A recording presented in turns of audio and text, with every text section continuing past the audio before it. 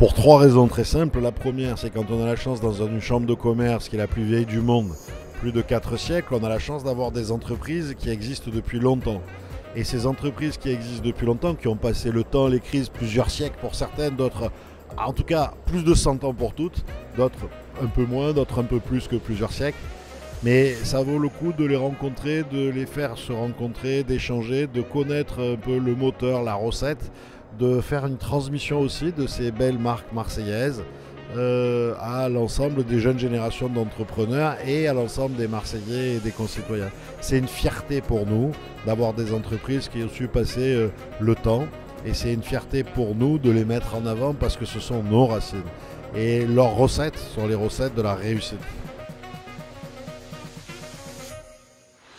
L'une des clés de succès, c'est de réussir à s'adapter. Le monde change, donc il y a des besoins d'innovation, il y a des besoins d'investissement, il y a des besoins de réflexion permanente sur comment s'adapter au mode de consommation, au circuit de distribution. Par exemple, nous avons lancé un projet export il y a 10 ans maintenant, qui commence à porter ses fruits. Ce sont des actions de long terme.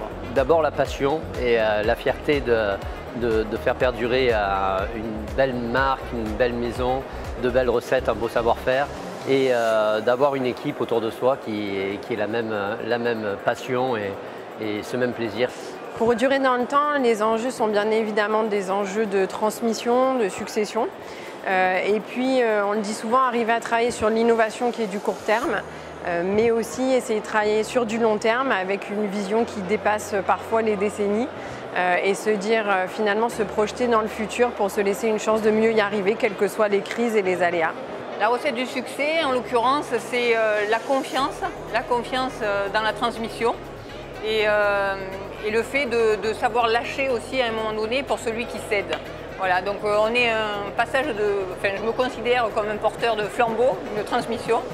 Et c'est grâce à la confiance des générations précédentes et au temps qu'on a mis à préparer cette transmission que ça a été un succès. C'est l'amour du produit que l'on porte, l'excellence, le respect aussi de notre savoir-faire, de notre clientèle et cette vision un petit peu aussi d'avenir que l'on peut donner à des produits qui quelquefois traversent les temps, traversent les années, mais qui sont toujours indispensables sur certaines périodes, notamment le marron glacé pour Noël.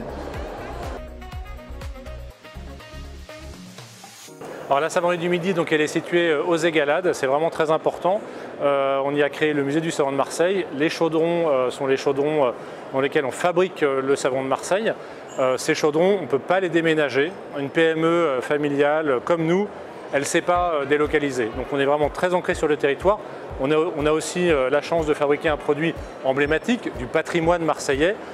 Donc pour nous, cet ancrage, il est majeur. Il est également majeur par rapport aux salariés. 17 salariés en 2013, 45 aujourd'hui. Les salariés, ils habitent dans les territoires, ils sont originaires des territoires et c'est avec eux qu'on construit l'avenir. On est entreprise centenaire et Calisson d'Aix-en-Provence, donc un produit emblématique de notre belle ville et le lien avec le territoire est tout naturel et c'est la chose la plus forte dans l'histoire de Léonard Parly, bien évidemment.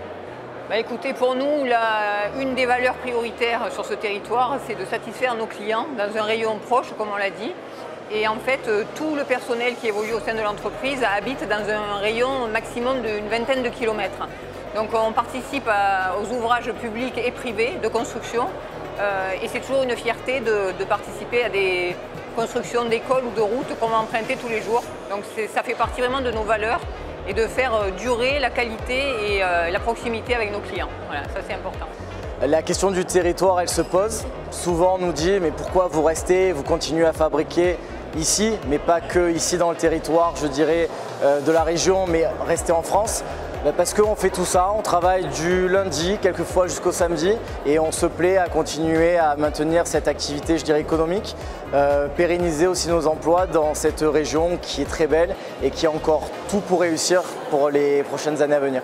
Notre entreprise est née à Marseille et donc notre siège est toujours présent à Marseille. Et pour nous, c'est important parce que d'abord, ce sont nos racines et que les racines font quand même l'histoire de l'entreprise. C'est un socle fort pour nos collaborateurs. Et puis je crois aussi que le fait d'être une entreprise marseillaise nous donne le caractère du Sud et fait que ça transpire aussi dans nos relations, dans nos modes de management. un côté à la fois audacieux, entrepreneurial, c'est bien évidemment, mais aussi beaucoup de simplicité et de relations directes et assez authentiques comme on peut en avoir dans le Sud. La réalité, c'est que c'est notre patrimoine vivant à nous, et c'est notre culture à nous, et c'est notre fierté à nous, mais à nous tous, donc profitons-en.